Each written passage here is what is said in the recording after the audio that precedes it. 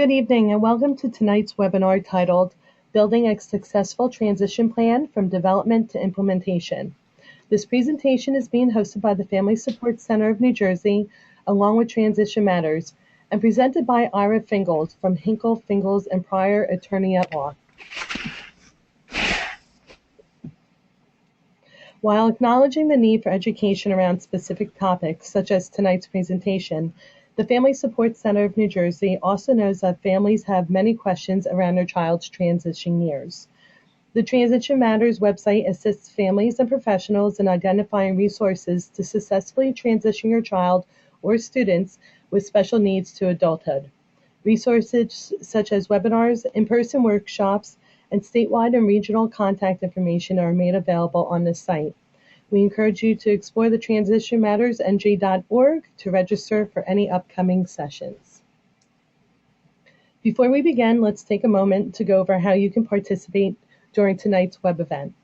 Everyone has their own control panel in the upper right corner of their screen that looks similar to the one here. Use the orange arrow to open or hide your control panel. To listen to the webinar, you have two audio options to choose from: mic and speakers, and telephone. If you can't hear well using your computer speakers, you can elect to use your telephone to listen to today's web session. In order to maintain the best sound quality possible, all but the presenters will be muted throughout the webinar. If you have questions or comments, you can submit them using the questions panel. All questions will be collected and answered at the end of the webinar as long as time allows. At this time, I would like to introduce Ira Fingles.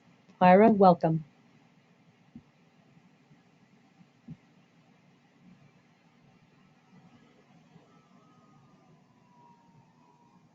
Ira, do you have the control panel?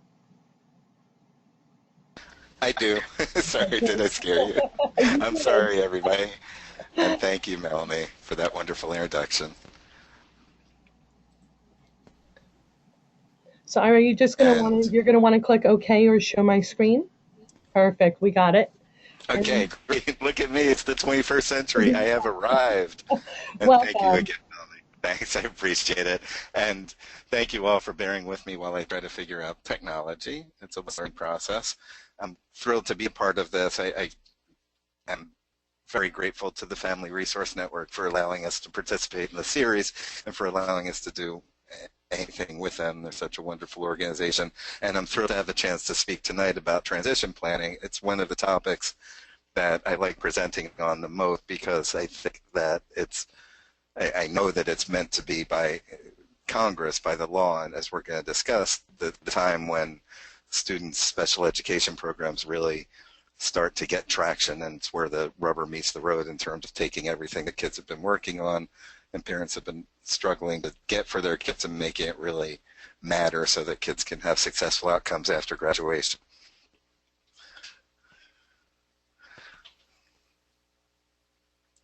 That's me in the gray and in between the guy with the white beard and the guy with the James Bond villain beard. Sorry, Mr. Pryor. So I'm going to play law professor real quickly, and I promise I won't do this much tonight, but I think it's important to understand the background of the special education law to understand the transition planning requirements. This was a law that was enacted by Congress in 1975. It was the first federal law requiring school districts to offer services to students with disabilities, and it was a big step forward at the time. When Congress enacted the law, they put it at the beginning, as they do with many statutes, a statement of purposes. What's the reason they're enacting the statute? And this isn't something that's talked about a lot, but I think it's one of the most important things you can know about the special education law, that Congress stated very specific goals for students with disabilities, and there were three specific goals that were identified at the beginning of the statute: that the services provided under the special education law, which is called the Individuals with Disabilities Education Act, or IDEA, were meant to prepare students with disabilities for success after graduation in three specific areas: further education, employment, and independent living.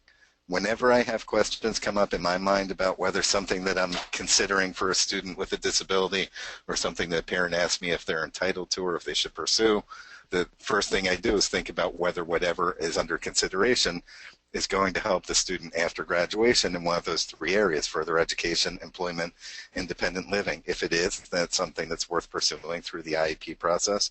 If it's not, then we're wasting time, and with kids with disabilities, time's a luxury that we can't afford to waste.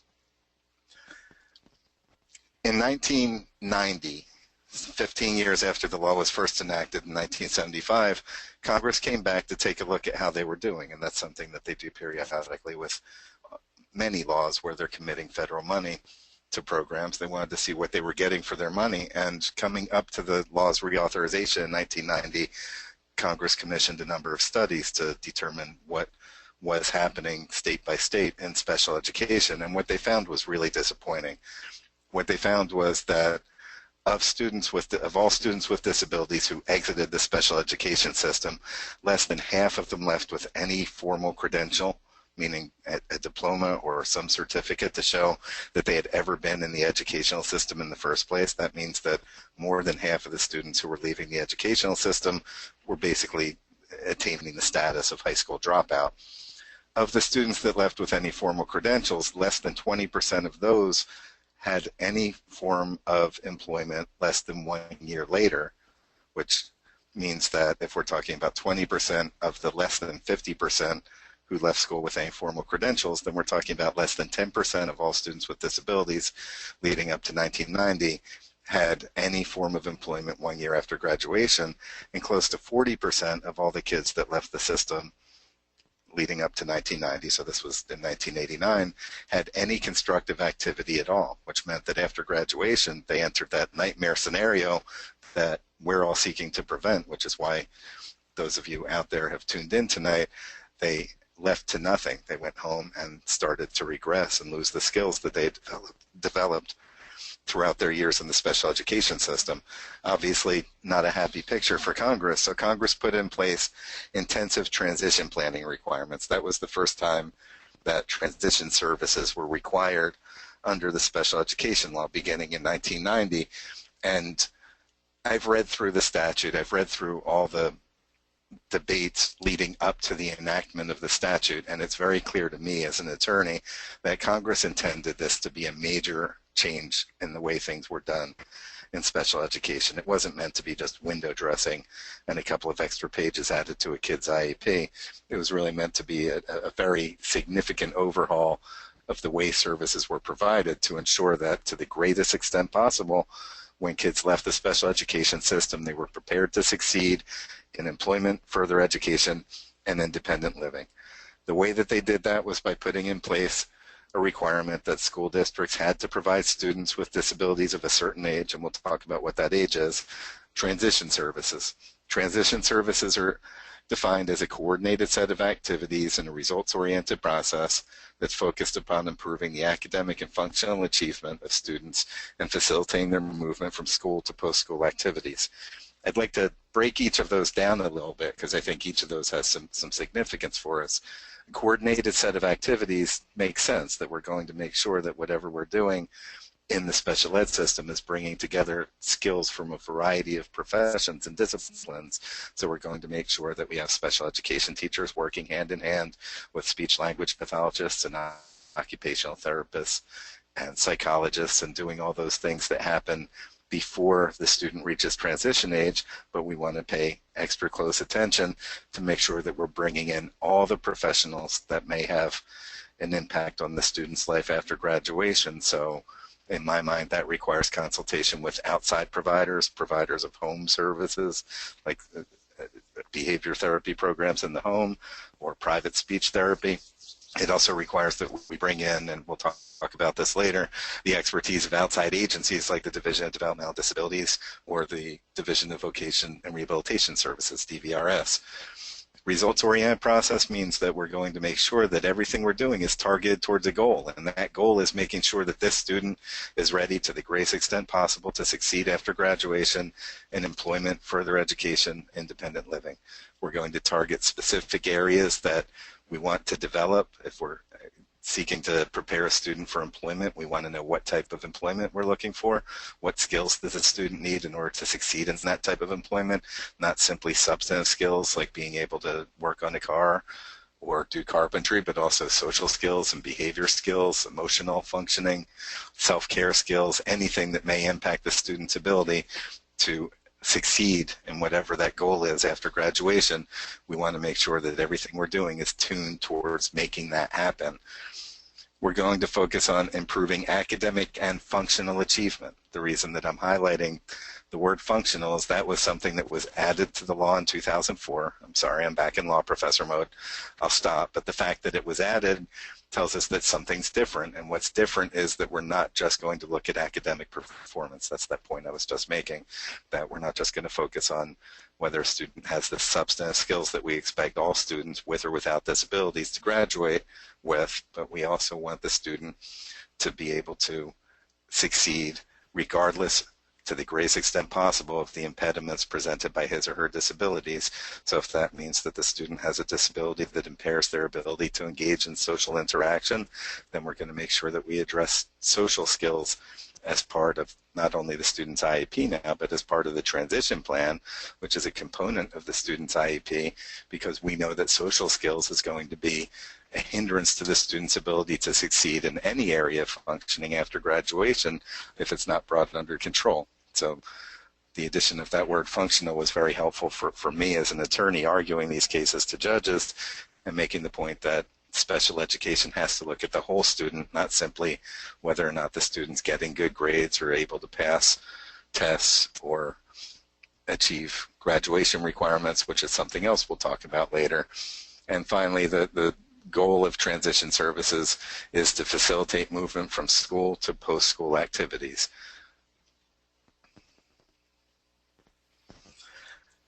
Transition planning in New Jersey begins at age 14. At age 14, a student's IEP needs to include a statement of the student's needs, strengths, interests, and preferences, a statement of the courses of study and related strategies and activities for the student, consultation from other agencies, and linkages to agencies that will serve the student after graduation. The student is invited to the IEP meeting beginning at age 14, and if the parents consent, then outside agencies are brought into the IEP process. It says at age 14 at the latest. It means that what I want to emphasize by saying at the latest is that if we have a student who requires this type of service before the age of 14, then we don't wait until the age of 14 to provide it. We need to provide those types of services whenever the student requires them, no later than the age of 14. At age 16 is when the full set of transition services has to be provided. What I call those transition services beginning at age 14 or earlier is transition light, because there's not as much substance to them as what's provided after the age of 16. Beginning no later than the IEP that's in effect at age 16, the IEP has to include the full set of transition services that we talked about before. That no later than age 16, I want to stress again, there are some disabilities that we know we need to begin the transition process earlier, and that we don't wait until age 16 to start providing the full set of transition activities. One easy example is autism. One of the experts that we work with frequently in the field of autism told me early on that transition planning for a student with autism begins with the moment of diagnosis. As soon as we know that a student has autism, then we have to start thinking about what is that child going to do after graduation, and what do we need to do now to make that happen, to make that student ready to succeed after graduation despite the fact of a diagnosis of autism. Waiting until age 16 doesn't mean that a parent has waited too long, but there are plenty of arguments to support a parent who wants to begin transition planning at a younger age for a student with autism and any number of disabilities that we know are going to interfere with a student's ability to succeed after graduation in employment, further education, and independent living. Some things that have to happen in the IEP that's in effect when the student reaches the age of 16, is first, appropriate assessments have to be done. This is something that will be addressed on another slide, but it is required by the law, again, starting in 2004, so that means that something new, we know that something different has to be done. We need to have specific transition assessments that are done. For those of you who have students who are 16 or older or have transition plans already in effect and you haven't had something called a transition assessment, don't scratch your head and feel like you're being left out. It's something that I rarely see happen. That's something that I think needs to happen for every student with disabilities who's entering transition age, because it's something required by the law. It's not something that I see being done, but it's important for parents to know that they can request specific transition assessments. What a transition assessment will consist of for an individual student depends upon the student's needs. Maybe it's going to be performed by a school psychologist, and that may be an appropriate way to identify specific transition-related skill deficits and student strengths that we can use in the IEP to build the IEP. But maybe it's going to be performed by somebody who focuses on social skills. Like it could be a speech language pathologist or a psychologist, certainly addresses those areas. Maybe we're going to have somebody look at behavior. Maybe we're going to get somebody involved in the process who specializes in transition planning for students with disabilities. More and more frequently, I'm running into experts, some of them at the Family Resource Network, who know a lot about transition planning and that can be brought in as members of the IEP team to conduct assessments of the student, to provide reports, to sit at the IEP table and develop an appropriate IEP for a transition age student. And especially given the amount of misunderstanding that I see among school districts about transition planning, I think it's very appropriate for parents and educators to ask for help from outside resources who specialize in that very specific area of moving students from school to post-school activities. Transition plans also require measurable post-secondary goals, which is something else that was added. So it's new. We need goals specifically targeted towards the transition process.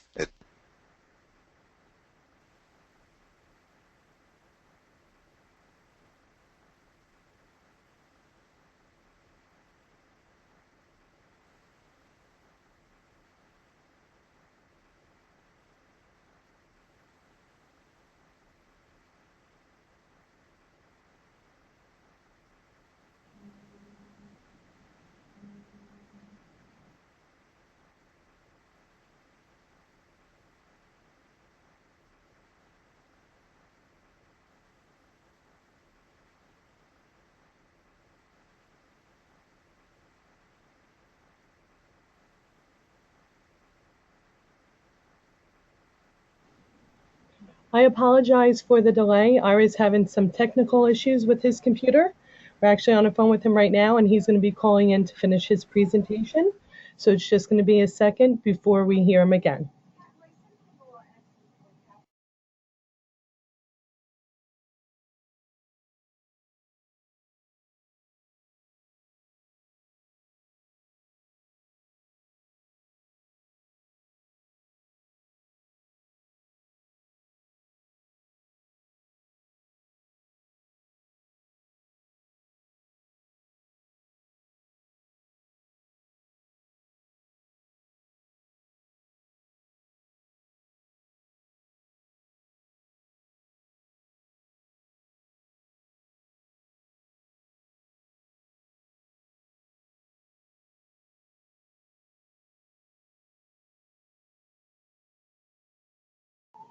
Again, I apologize about the wait. Ira's just going to be another minute. He is calling in at this time. Thank you for holding.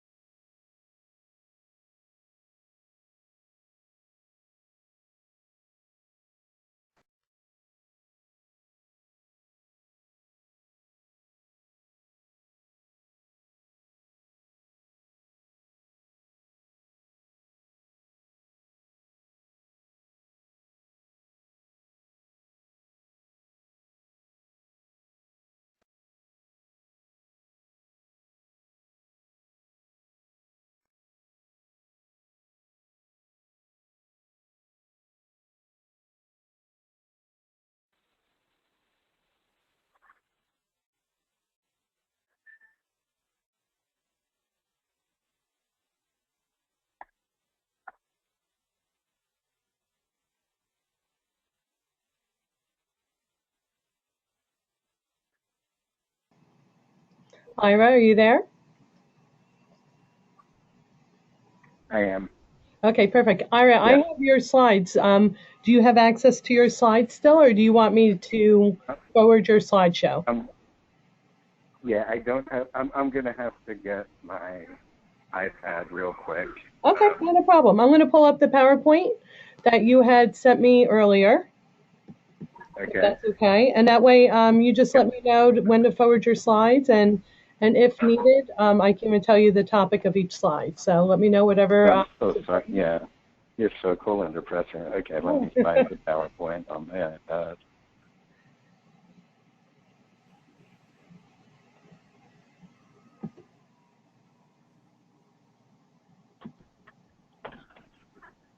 Almost there. No problem. Hey, That's too cool. this is the worst thing that happens to someone's day. It's not too bad, right? Okay, I got the PowerPoint. So which slide was I on? Okay, so you were on slide number 9, I believe. It's a Okay. gentleman with his father. Transition. Yep. Okay, I'm good to go. Okay, Thank you, just give me Melanie. 1 second. Let me just show my screen.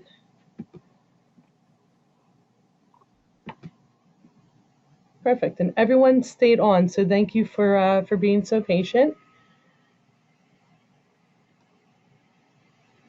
Am I back on now?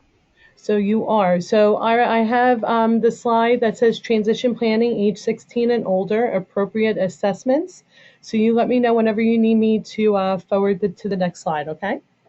I will, and thank you so much, Melanie, and thank you so much to everybody for staying on. And I'm amazed that I could get back on, and I thank Melanie and the staff of FSC. That's amazing. So I'm so sorry for any interruption. Let me try to get back to it. So beginning at age 16, no later than the IP that's in effect at age 16, we have all these things that are supposed to be added: age-appropriate transition assessments, measurable post-secondary goals, a statement of transition services. Melanie, you can go ahead to the next slide. Okay, great. And that, again, states the things that have to happen no later than the IEP that's in place beginning at age 16.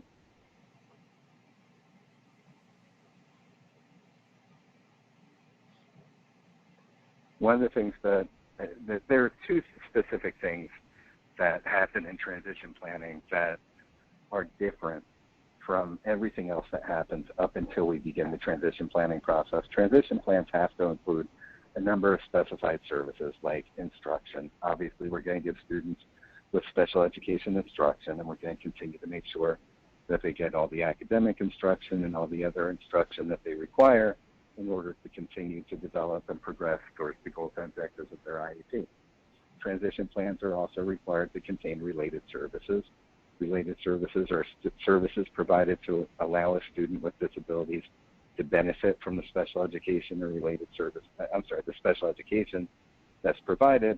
Common related services that we're all familiar with are things like transportation, speech language therapy, occupational therapy, physical therapy, a number of services that help the student develop skills in the areas impacted by his or her disabilities. These are things that are done for all students, whether or not they're transition age. The two things that are really different than what we've done before in the transition planning process is, first, we're going to establish linkages with outside agencies. We're going to make sure that whatever agencies need to be involved in the process and they're going to serve the student after graduation are brought into the process and made a part of planning to ensure that we have a smooth transition whenever the student's graduating. So that means that at a minimum, and this is required by the law, we're going to invite representatives from agencies like the Division of Developmental Disabilities or the Division of Vocational Rehabilitation Services, DVRS, Medicaid, Social Security, any number of agencies that we can think of that may be important or critical for the student after graduation. We want to make sure that they're invited into the transition planning process. We also want to make sure that the people involved in the transition planning process on the school district side are familiar with the services that are provided by these agencies, because if the case managers in particular and others involved in the special ed system on the school district side don't know what's available after graduation, then the parent can't be effective, the student can't be effectively guided through the process of making sure that eligibility requirements are completed, that we understand what types of skills are needed to access services, what steps need to be taken to make sure that these services are actually available beginning on the day of graduation. And that's a number one goal, is to make sure that there's no lapse in services at graduation, so that we have a continuous process of serving the student and supporting the student. What that means, among other things, is that the school district needs to be aware of and help parents through the process of figuring out things like waiting lists. We're going to talk about waiting lists some. Guardianship, eligibility requirements for things like supplemental security income that may depend upon whether the student does or doesn't have money in his or her name. We'll touch upon that in a little bit. But all of these things, to me, have to be understood on the school district side and have to be incorporated into a student transition plan, because if the school district isn't aware of these things, we can't expect parents to be aware of them and to bring that knowledge to the table themselves. Many parents aren't aware of them through the efforts of organizations like the Family Resource Network, but many parents aren't. And Congress was clear in the transition planning process that we're going to coordinate all of these agencies that are serving students after graduation, and that the school district is going to be at the center of the hub, coordinating things until the student graduates. School district folks may not like to hear that they have such wide-ranging responsibilities, but that's how the law is written, and that's how I interpret it. And I think that's something parents can rely upon going through the process. 1 second, Melanie.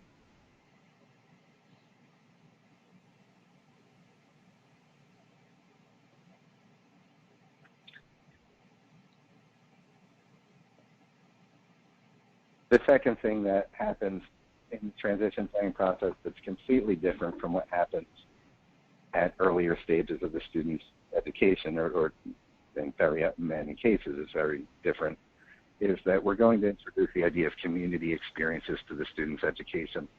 That's taking a student out of the school building into the real world, into the community where the school is, into the community where the student lives, into whatever setting it is that we expect the student to be able to function, to make sure that we're addressing needs that come up outside of school. That's a huge concept that is important for parents to understand, important for educators to understand. I'll give an example. When I was working with a student who was in the transition process, and the student had autism, fairly significant autism, but had been working on turn taking throughout his education, something that he had down. He understood that he had to wait in certain circumstances. Goes into the community on a trip to a McDonald's, and during the trip to McDonald's, he actually had to wait in line to get served. While he was waiting in line to get served, he was turned around backwards, facing the wrong way, looking right into the face of the person standing behind him. It didn't result in any problems, but it showed that there was a lack of understanding on the part of the student of what turn-taking really meant in the real world. And that's an area of deficit that would not have been identified if the student was never taken outside the classroom. Another example is a student who had worked previously in a school district or a special services school district's mock-up grocery store, which, if you haven't seen them, some special service districts or private schools for kids with disabilities have a supermarket in the building, a fake supermarket where you can walk up and down the aisles and get a can of wooden peas or a can of soup and put it into a shopping cart and take it up to a cash register, and another student's working the cash register, and there's all kinds of skills that can be learned through those types of environments. But this student who had gone through that already was taken to an actual supermarket and had an entirely different experience and suffered a complete meltdown that was later determined to be the result of the fluorescent lights that were flickering on and off, the loud noises, the announcements, clean up in aisle 5, and all the hustle and bustle of a real supermarket that you'll never be able to replicate in a school setting. So whenever we need to get students out of, whenever possible, we need to get students out of the school building and into the community to learn skills. We have a vast amount of knowledge about how kids with autism learn, that they have a great deal of difficulty generalizing skills, and that they won't be able to transfer skills from one setting to another unless they're taught the skills in the setting in which they're expected to be applied. And that doesn't just apply to autism. There's a whole range of disabilities where getting instruction in the situation where skills are going to be expected to be used is essential. And that goes for daily living skills also. There are examples that I've heard of, not actually dealt with in my cases, of kids who are able to make a bed in a classroom environment, but when they get to their home, they can't make their own bed. That would signal a need to me for the student to learn how to make his own bed in his own home if he doesn't have the ability to translate those skills and generalize them himself. Community experiences often is provided in the employment setting. In schools, it's not so uncommon anymore that we see students taken into a real-life employment setting as part of a transition program. When we do that, we need to make sure that the student is going into an employment setting that makes sense for him or her, and that we're actually planning on having the student participate in after graduation. Another example that I'll point to that brought this point home for me is a student with disabilities who was taken to the transition setting, and if you can't see me, which you can't, I'm doing the finger quotes. It was the transition program. It was the employment program that was offered by the local high school, which had an arrangement with the local hospital that kids with disabilities could go work in the local hospital, and that's where all the kids with disabilities went. Nobody knew that this student had a grandparent recently die in that hospital, and the student had a total meltdown again when she got to the hospital, and moreover, she didn't have any interest in health care. The student's goal to go into child care after graduation, so we were able to convince the judge that the transition program was inappropriate for that student because it didn't focus on her area of interest, which was child care, and it was provided in a setting that was not only not helpful for the student, but actually harmful. So you can go ahead to the next slide, Melanie. Ira, we're on the Yeah. Perfect. I'm sorry? We're on the graduation consideration slide. Yeah. Oh, no, I'm sorry. What the courts have said about transition services. Perfect. Okay, I'm sorry. Thanks. Thank you. So those two things are, to me, the big difference in transition planning and the big components of transition planning that are going to be setting this process apart from everything else we do for kids with disabilities.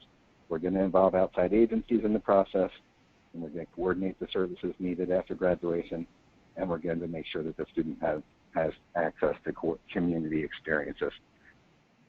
This slide that we're on now shows some of the areas that courts have spoken to in terms of what are school districts' obligations to provide transition programs for students with disabilities.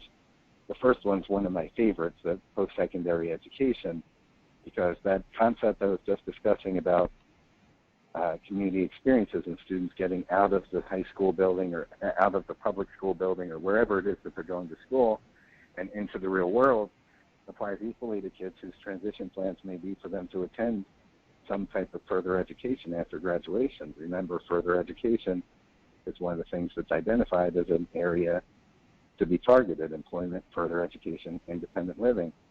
So transition programs up until this point have accommodated students who are going on to employment after they leave the secondary education system. The courts are now making clear that we need to look at kids who are heading to college, whether it's a 2-year college, a 4-year college, technical school, whatever it is that we expect that student to be able to actually do after graduation. We need to prepare the student for it. So in the same vein that we take students with disabilities out of the school building and into a work setting so that they can learn skills in the situation that they'll be expected to function after graduation in the employment sense, we need to do the same thing for kids who are college bound. And there are a number of programs that are popping up all over New Jersey and all across the country that sometimes go by the name of transitional college programs.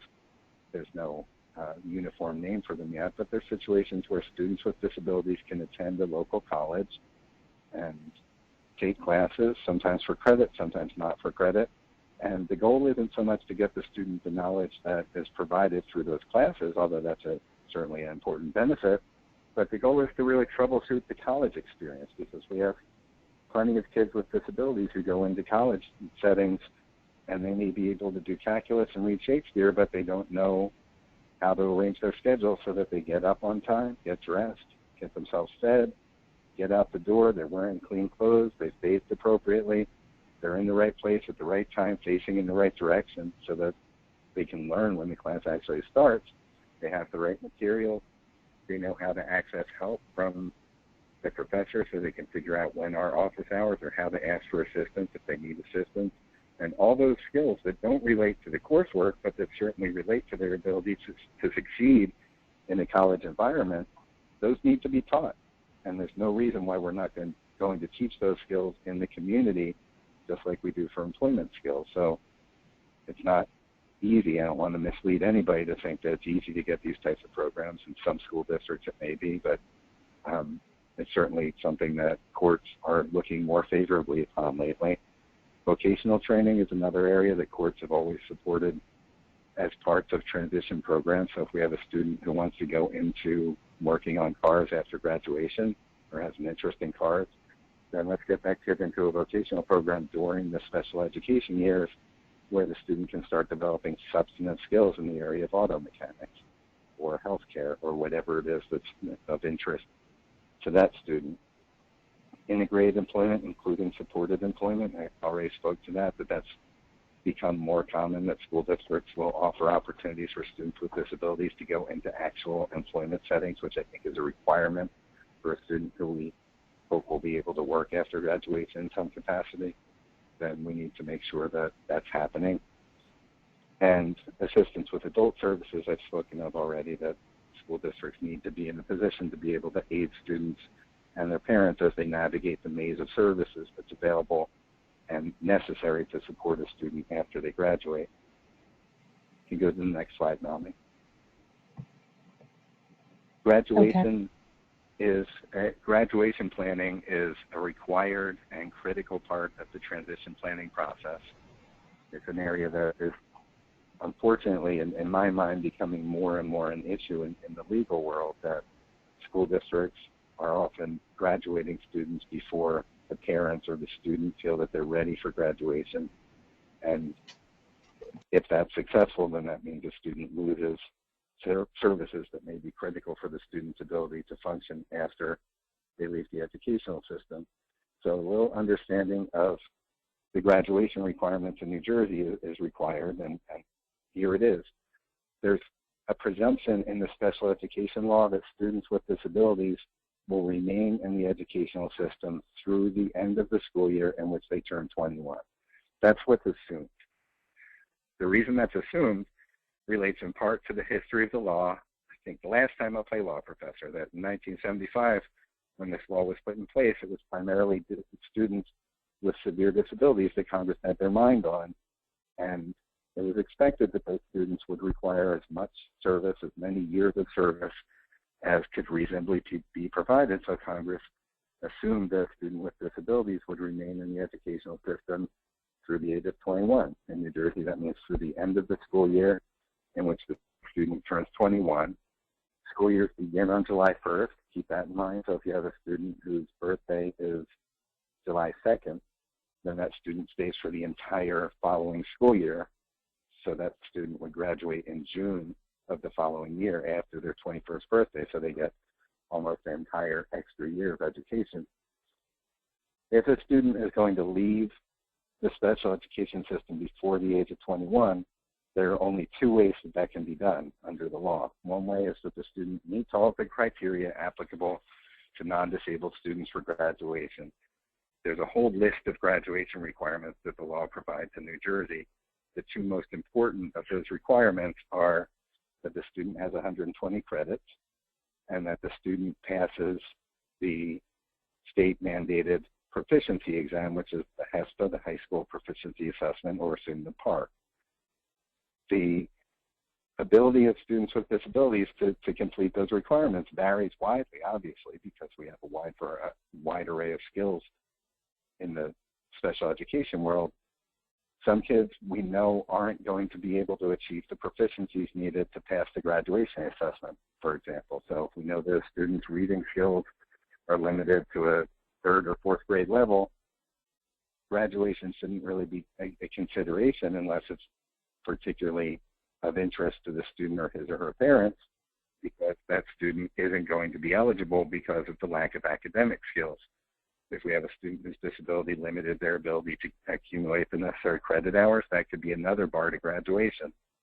For kids at the higher end of the functioning spectrum, sometimes we have situations where kids are able to get the necessary number of credits and they may be able to pass the proficiency exams, but they still aren't going to be ready to go into the real world and function because of deficits in non-academic areas like social skills and behavior and emotional functioning, physical functioning. Those are certainly reasons to keep a student in the educational system. Parents of kids who fall into that category need to pay particularly close attention, because if the IEP doesn't specify otherwise, that's the default is that the student will graduate when he accumulates 120 credit hours and passes the high school, the mandatory state testing, and that student may be forced to graduate even though there still remain significant unresolved skill deficits in non-academic areas. So parents of kids at the higher end of the autism spectrum, for example, need to pay very close attention to what's written on the graduation criteria section of their student's IEP. It's required that the IEP state graduation criteria, and this is the second way that kids graduate. The IEP specifies either that the student graduates based upon the regular criteria that I just explained, or some alternative proficiencies. If a student is in that category of being at risk of graduation, except that they still have significant non-academic skill deficits, then we need to make sure that alternative proficiencies are specified in the IEP as the graduation criteria. Typically, the alternative proficiencies are going to be the goals and objectives of the student's IEP. So even if the student is able to go through the regular high school curriculum and complete 12th grade, I'm doing finger quotes again, if they still have significant social skills issues, that should be identified in the goals and objectives of their IEP. And the IEP ideally will state that those goals and objectives are going to be the graduation criteria to decide when and whether to terminate services. If the IEP is written right, then we can expect that students with skill deficits in non-academic areas can still stay through the end of the school year in which they turn 21, but parents are urged, if it's not clear already, to pay extra close attention to what's happening and to what's written in the IEP about graduation criteria, because to be frank, typically when I come across this issue, it's in May of the year that the district is trying to graduate the student. Nobody has thought about this, or at least the parents haven't been alerted to anybody thinking about it in the IEP process. And now for the first time, the parent notices that the IEP states that the student doesn't get any special consideration in the graduation process. Whether a student graduates or not, at the age at which they would typically graduate, or at the age that they would graduate, if they didn't have a disability, students with disabilities have a right to participate in graduation activities. So that means that even if a student's going to continue in their special education program after quote unquote 12th grade, they can still walk down the aisle with the kids that they've been growing up with and going to school with ever since kindergarten. They can still go on this fast trip to Atlantic City, hopefully not do everything the non-disabled kids do, but more power to them if they do. And they can go to prom and do all the things that graduating seniors are allowed to do, because we want kids with disabilities to have those experiences alongside their non-disabled peers. We just need to make sure that when they go through this process, that they don't get a diploma. Parents need to make sure that when the student goes up on stage, that they're given a certificate of completion or an empty diploma holder, something other than an actual diploma. Because once the student has graduated and receives a diploma, then it's very hard to get that student back into the special education system. But all those things being equal, these are great experiences for kids with disabilities, and they're often very much looking forward to them. And the law is now clear that they can't be denied the opportunity to participate in those activities alongside their non-disabled peers. You can go to the next slide, Melanie. I spoke earlier about agencies that provide services after graduation. Let me talk a little bit more about those agencies. This isn't the right time to get in depth about any of these agencies, but the Family Support Center has a great deal of knowledge about these agencies. Our office does a number of presentations with FSC about these agencies and how to get services and how to maximize services from these agencies, and there's a whole host of resources on the internet about, and obviously the agencies themselves to get information. So I'll touch on them, but don't consider this to be an in-depth treatment of them. One of the most important agencies that serves many students is the Division of Developmental Disabilities. It used to be that DDD served all students with developmental disabilities regardless of their age. That's changed in recent years, so now we have a split of responsibility. Before the age of 21, it's the Department of Children and Families that provides the services that DDD used to provide to that age group. DDD provides the services after age 21, and this change in the law really hasn't been kept up with in the transition area, and this is something, again, parents need to be cautious about, that while students are being served by the Department of Children and Families up until age 21, there's not a lot of involvement of DDD. DDD gets involved after 21, and for a student who's graduating before the age of 21, that can be a real problem. But for most kids, they'll stay in school through the age of 21 and then go right into DDD services after graduation. Whether it's the Department of Children and Families or DDD, the services that are most important from these agencies fall into two categories. One is day programs, and the other is residential programs. Day programs can take any form that's appropriate for the student. It's possible that the student needs to be in a workshop type setting where they're working alongside other now adults with disabilities and doing fairly low-level work under intense supervision. Those types of settings are still available. More and more, it's the trend, and I think the law, I believe the law requires, I know that the law requires that DDD provide services in the least restrictive environment appropriate to its clients. So that means that most of its clients at this point should be getting out into the community for their day activity, which typically, or most often, will involve some type of employment with supports in the community.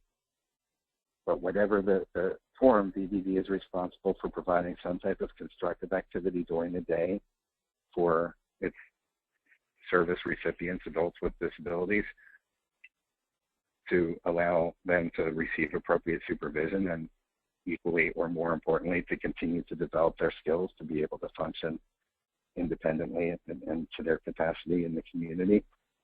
The other type of service that either the Department of Children and Families up through age 21 or DDD provides after age 21 is residential programs. Residential programs are where the individual goes and lives either in a program operated under authority of DDD, such as a group home or a skilled development home, which is similar to a foster home. There's a whole variety of placement options available in the residential setting, and DDD is also now working under models that have different names attached to them, but the idea is to keep the individual in their natural setting, the home that they would live in if they didn't have a disability. So that may be the family home, it may be in a condominium or an apartment provided by the family, and the supports and services they need are given in that setting. But whatever the form, DDD is responsible for providing appropriate residential options for the adults with developmental disabilities that it serves. The Division of Vocational Rehabilitation Services, DVRS, is responsible for providing services that are focused on vocation. A vocation typically means employment, and the usual definition of the services required by DVRS is that they need to provide services to allow a person to gain, maintain, or maximize their employment. In most settings, that means that they're going to provide support services to an individual to help them figure out where they can work, so that help in gaining services on the job, so that might take the form of job coaching or training, education to allow the person to develop skills to succeed in whatever job it is and to maximize their employment, so their development of skills to be able to move up in the ranks and continue through the development process in whatever employment situation they end up in. DVRS and DDD sometimes overlap in terms of their responsibility for adults with developmental disabilities, and they have informal mechanisms between them of how to allocate responsibility. Generally, higher functioning, I'm doing finger quotes again, higher functioning adults may be served by DVRS and others are served by DDD. My advice to people seeking services from these agencies, if there's any doubt, is go after them both, ask them both for whatever service it is that's desired or deemed appropriate, and ask them both for the maximum assistance that can be provided and see which one comes through first. It's a more complicated process of figuring out which one to go after if you need to be more intensive in your efforts, but initially at least tag them both. Medicaid is a critical program to understand. Medicaid is a federal program that's implemented by the states. It provides health coverage, which is the traditional use of Medicaid, so crutches, walkers, wheelchairs, inpatient hospitalization, outpatient services are all required under the Medicaid program, but Medicaid's taken on a new importance and a critical importance for people with developmental disabilities. If a person is not eligible for Medicaid services, then they won't receive services from DDD. The services I just went through from DDD, day programs and residential programs, can be critically important for the well-being of people with developmental disabilities. If they don't have Medicaid eligibility, they'll be boxed out of those DDD services along with the health services and other services provided through the Medicaid program. So Medicaid eligibility is more critical now than ever. And along with Medicaid eligibility, we need to consider supplemental security income.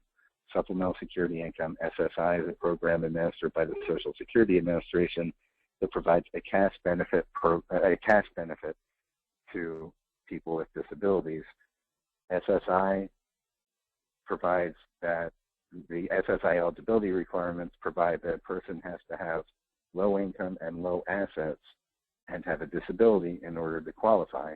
Having a disability is easy to figure out. The low income and low assets needs to be planned for, and this is where we get into the concept that we want to make sure that people with disabilities who are going to depend upon SSI don't have assets in their name, because to the extent those assets go over $2,000, they won't be eligible for SSI. The reason I'm talking about this together with Medicaid is New Jersey uses the SSI eligibility standards for its eligibility for the Medicaid program, which means that if you're not eligible for SSI, you won't be eligible for Medicaid either under most circumstances, not all, but most circumstances.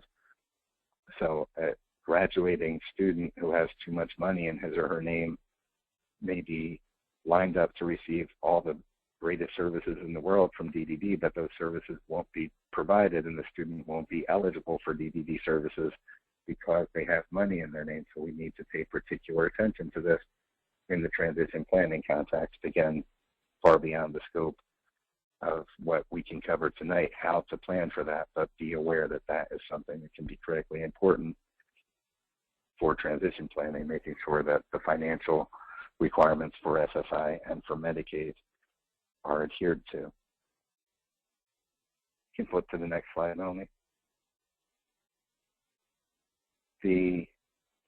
Earlier I spoke about graduation testing, and let me address more broadly high stakes testing in general, whether it's the graduation testing in New Jersey or the SAT or the ACT, whatever testing is provided to a student to help them move through the world, through the educational system, we need to consider the impact of the student's disabilities on their ability to perform on those tests. And that's become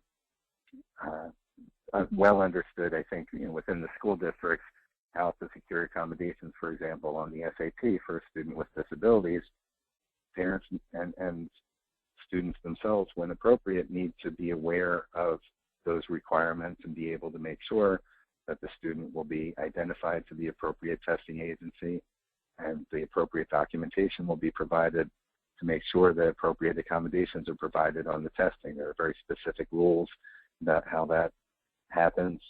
As I stated, I'm pleased to see that many school districts are aware of this and can help parents and students through that process. That's something that needs to be thought about in the transition planning process, whatever the test is that's under consideration. You can go to the next slide. The ADA and Section 504 need to be understood in the transition context in a specific way. The ADA is the Americans with Disabilities Act. Section 504 is Section 504 of the Rehabilitation Act of 1973. They're both laws that protect people with disabilities, not only during their school years. They can be important before graduation, but after graduation, these are sometimes the only source of rights that people have with respect to their employers, for example, which is the most common situation in which ADA and 504 issues will arise for a student after graduation, that employees with disabilities are protected from discrimination on the basis of their disabilities in employment under the ADA and Section 504. The same goes for higher education, that students in higher education institutions with disabilities have certain rights, nothing like the rights that they have before the age of 21 against their public school districts, but they still have rights after graduation if they go on to college or to some other activity of higher education. Understanding what those rights are and how to exercise them can be important. It's something that can be accessed through the school guidance counselor, through the case manager, but also through the higher education institutions themselves. And it's appropriate to seek expert assistance on that if it's of concern, because this is an area that our office gets involved in that I can say firsthand, New Jersey's colleges aren't necessarily at the top of the pack in their understanding of the requirements of these laws, and sometimes it falls on parents and students themselves to understand what's required and to make sure that it happens. And you can go to the next slide, Melanie.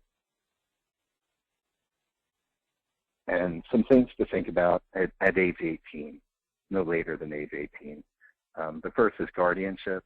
When a person reaches the age of 18 in New Jersey, then they're presumed to be an adult, and they're presumed to be able to make all the decisions that they need to protect their health and well-being and safety.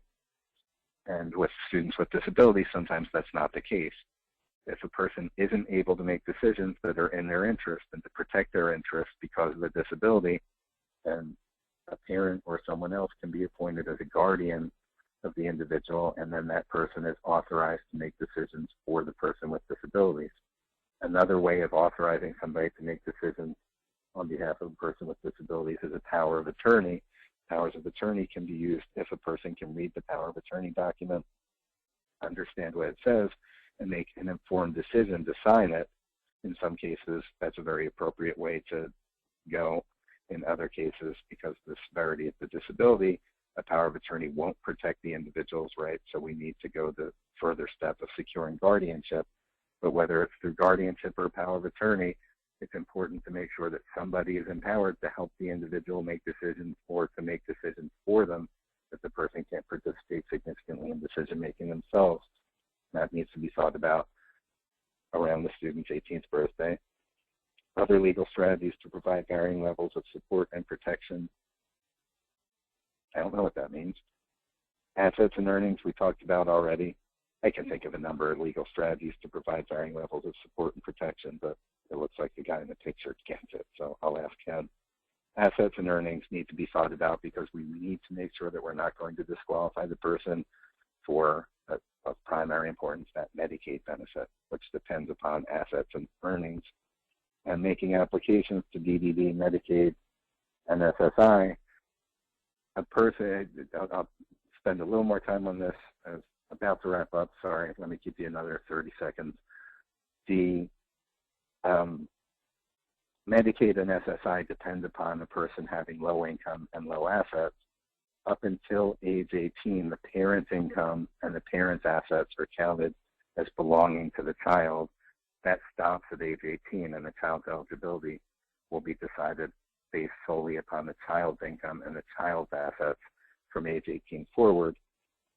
So often that means that until age 18, a person won't qualify for Medicaid and SSI, but at age 18, even if their parents have significant income and significant assets, even if they live at home, even if the parent provides support for them, they will still most likely be eligible for Medicaid and SSI, or they won't be disqualified on financial grounds as long as their income, the child's income, and the child's assets are kept below the applicable levels.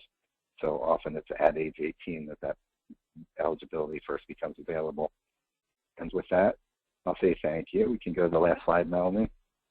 And I'm happy to take any questions, which I can't see on the screen, but maybe Melanie can help me with that. Ira, thank you so much. Sure. Thank you so much, and thank you for working through those technical difficulties. Thank you. So Ira, we do have a few questions that came in. The first question is coming from a parent, and this parent says, my child is in a general education class that is modified and has a one-on-one aide. Will she get a regular high school diploma upon graduation, a diploma marked by special education, or not get a diploma at all? A great question, and like all lawyers, I think I'm required to say it depends. The reason it depends is whether a student will or won't graduate depends upon the student's skill levels and the student's functioning, not the type of class that they attend.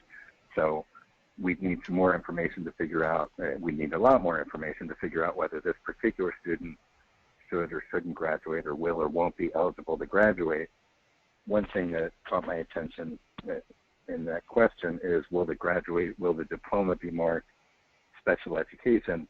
That would not be appropriate. It's illegal for the student's diploma or the student's transcripts to indicate that the student receives special education services. That used to be an issue that school districts would put asterisks on transcripts, and then colleges would know that the kid has disabilities, and that's no longer allowed under the law, thanks to court decisions affirming that it's a privacy right of the student to decide whether or not to disclose the existence of a disability after graduation. So that's a good question, but it was brought up. What else you got, Melanie? So the next question is, how can a student take transition courses outside of the school building and still maintain the regular high school workload? It's a good question, and sometimes transition courses are provided during the day. If the student's having, I assume the person's referring to community experiences, experiences outside of the regular high school building, and often those are engineered into the school day so that the workload would not necessarily be increased if they're done during the school day. Something that I encourage parents and school districts to think about is whether they should be done during the school day, because we have this rich opportunity after school to provide opportunities for students that school districts don't often look to, because it's not provided for typical students, often services after the close of the regular school day for non-disabled students. But there's plenty of law to support the idea that we, just like we look at services during the summer through extended school year programs for kids who require them, we also have to consider extended school day programs for students who can't get all the education that they need in a regular 6-hour, 8:30 to 2:30 school day. So there are a number of ways that we can try to make sure that no additional load is placed on the student, but we also want to make sure that the student has full access to a full range of opportunities throughout the day if that's needed in order to ensure an appropriate education. All right, we have a family who asked their district for a leisure function assessment, and it was denied because it wasn't educational or necessary for transition planning, according to the district. This family wants to know if they should file for due process.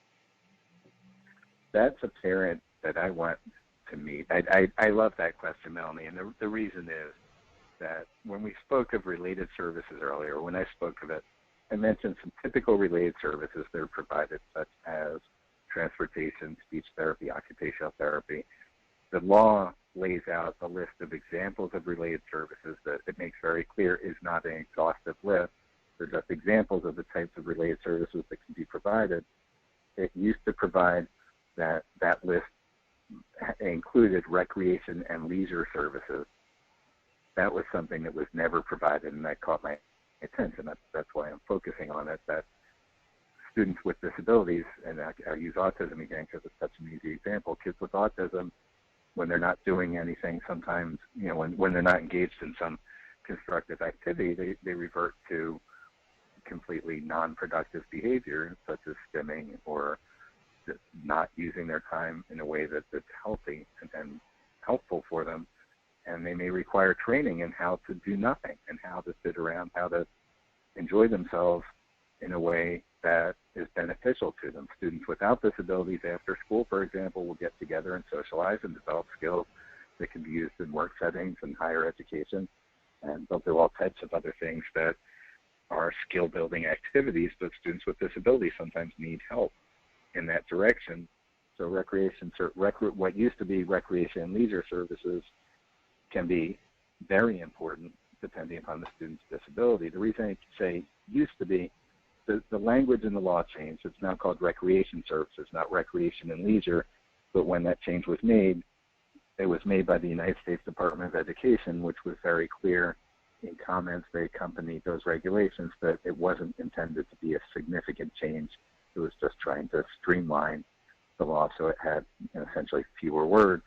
So I don't want to say that parent should necessarily go to due process, but I would highly encourage all the parents listening and all educators to think about whether recreation services are needed for a student because of certain skill deficits resulting from the student's disability. Perfect. So Ira, I'm going to give you 2 more questions if that's okay. Sure. The next one is, what are some appropriate post-secondary goals for a child with multiple disabilities and wheelchair bound? After 21, do these goals follow him when he goes to a day facility? So let me take the second half first because I think it's easier for me.